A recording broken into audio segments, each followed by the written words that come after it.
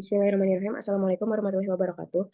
Perkenalkan nama saya Syifa Habibah dengan NPM 100 diakhiri dengan 079 dari Kapro di Manajemen. Di sini saya akan memaparkan hasil penelitian saya yang berjudul analisis komparasi kinerja keuangan sebelum dan sesudah M&A studi empiris pada perusahaan pembajak dan akuisisi yang terdaftar di Bursa Efek Indonesia periode 2016 sampai dengan 2022. Langsung saja, yang melatar belakang penelitian ini itu di era saat ini banyak persaingan antar perusahaan semakin ketat, di mana kondisi ini menuntut perusahaan untuk dapat bertahan dan berkembang. Didukung pada saat pandemi COVID juga berdampak berat pada kondisi dunia usaha yang membuat perusahaan perlu melakukan perubahan yang inovatif untuk bisa bertahan. Salah satu cara ekspansi bisnis tercepat adalah dengan penggabungan usaha margin akuisisi. Rumusan masalah pada penelitian ini yaitu, yang pertama, bagaimana perkembangan kinerja keuangan perusahaan sebelum melakukan M&A. Kedua, bagaimana perkembangan kinerja keuangan sesudah melakukan M&A. Lalu yang ketiga, apakah terdapat perbedaan adanya yang signifikan antara kinerja keuangan perusahaan sebelum dan sesudah melakukan M&A. Rangka penelitian pada penelitian ini yaitu berfokus pada kinerja keuangan perusahaan sebelum dan sesudah M&A, di mana perbandingan kinerja keuangan dapat dilihat dari kanan rasio, DER, ROA, dan TATO, yang akan menghasilkan analisis komparasi kinerja keuangan sebelum dan sesudah M&A. Lalu tinjauan pustaka yang pertama ada kerja keuangan, margin, dan akuisisi. Menurut Karnatia 2021, menurut Abdul 2010, dan akuisisi menurut Abdul 2010. Metode penelitian ini kuantitatif dengan penelitian deskriptif. Jenis data dan sumber berasal dari website resmi Bursa Efek Indonesia yaitu idx.co.id. Teknik pengumpulan data, teknik dokumentasi dengan pengumpulan laporan tahunan dari IDX. Lalu teknik analisis data ada 4, uji statistik deskriptif, normalitas, homogenitas, dan hipotesis. Populasi yang melakukan M&A yang di sini BI namun bertindak sebagai pemergi dan posisi periode 2018 sampai dengan 2020. Sampel sebanyak 31 perusahaan dari hasil rekapitulasi. Lalu yang pertama, kinerja keuangan perusahaan sebelum melakukan M&A. Nilai CR sebelum M&A memiliki nilai rata-rata 2,322. Perusahaan yang memiliki CR terkecil terdapat pada perusahaan BCA sebesar 0,65. Sebaliknya, yang terbesar terdapat pada perusahaan SRTG sebesar 10,845. Di mana hal tersebut, perusahaan yang memiliki CR terbesar dapat melunasi hutang jangka pendeknya. Lalu selanjutnya, nilai ROA sebelum melakukan M&A memiliki nilai rata-rata 0,116. Nilai terkecil terdapat pada perusahaan masa 0,011 dan terbesar INDR sebesar 0,964.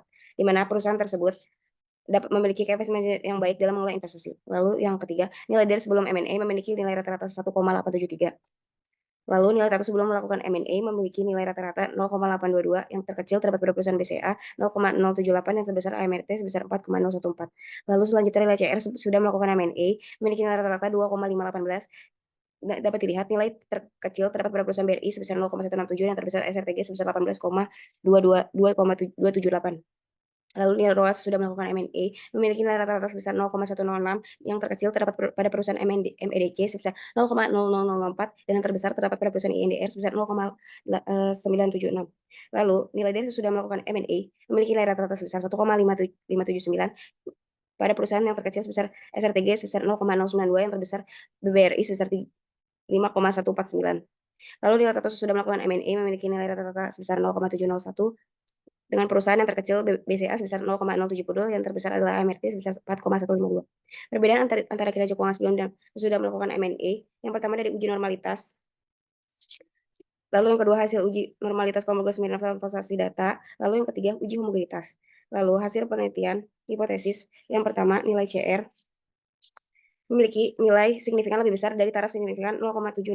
Hal tersebut menunjukkan bahwa hipotesis diterima. Disimpulkan tidak terdapat perbedaan signifikan antara nilai CR pada perusahaan sebelum dan sesudah M&A. Lalu yang kedua, nilai ROA. Nilai ROA signifikan diperoleh lebih besar dari taraf signifikan 0,119. Hal tersebut menunjukkan HO diterima. Tidak terdapat perbedaan yang signifikan antara kinerja nilai ROA perusahaan sebelum dan sesudah M&A. Lalu nilai DER diperoleh lebih besar dari taraf signifikan 0,429. Hal tersebut menunjukkan HO diterima. Tidak terdapat perbedaan yang signifikan antara nilai dari perusahaan sebelum dan sesudah. Lalu nilai yang terakhir TATO diperoleh lebih kecil dari taraf signifikan 0,46. Hal tersebut menunjukkan HO ditolak. Terdapat perbedaan yang signifikan antara nilai TATO perusahaan sebelum dan sesudah M&A. Lalu kesimpulan, yang pertama hasil penelitian menunjukkan bahwa perkembangan kinerja keuangan perusahaan sebelum dilakukan M&A beragam pada masing-masing perusahaan dapat dilihat pada nilai rata-rata CR, ROA, DER, dan TATO. Lalu yang kedua, hasil penelitian menunjukkan bahwa perkembangan kinerja keuangan perusahaan sesudah dilakukan M&A mengalami kenaikan dan penurunan. Pada nilai CR terjadi kenaikan rata-rata dibandingkan dengan sebelum dilakukan merger akuisisi. Sedangkan pada nilai ROA, DER, dan TATO terjadi penurunan nilai rata-rata dibandingkan dengan sebelum dilakukan M&A. Lalu yang ketiga, hasil penelitian menunjukkan bahwa tidak terdapat perbedaan kinerja keuangan perusahaan sebelum dan sesudah dilakukan M&A berdasarkan nilai CR, ROA, dan DER. Sedangkan pada pengukuran rasio TATO terdapat perbedaan kinerja keuangan perusahaan sebelum dan sesudah dilakukan merger akuisisi. Sekian dari penelitian ini. Terima kasih. Assalamualaikum warahmatullahi wabarakatuh.